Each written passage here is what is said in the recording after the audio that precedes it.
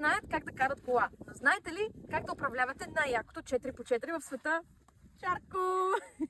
Сега Сирма ще ви покаже. Почваме с спирачки. Ако искате коня ви да спре, Сирма, дърпаш и двата повода равномерно към тебе и когато спре кончето ги отпускаш. Ако искаш кончето ти да тръгне, даваш му лек сигнал с глас и го буташ с петичките. Съвсем лек. Шарко! Браво! Сега го спри. Браво, Шарко! Ако искате кончето да завие наляво или надясно, дърпате повода наляво, ако искате наляво или надясно, ако искате надясно и в същия момент отпускате противоположният. Искам сега да тръгнеш с него и да завиеш наляво.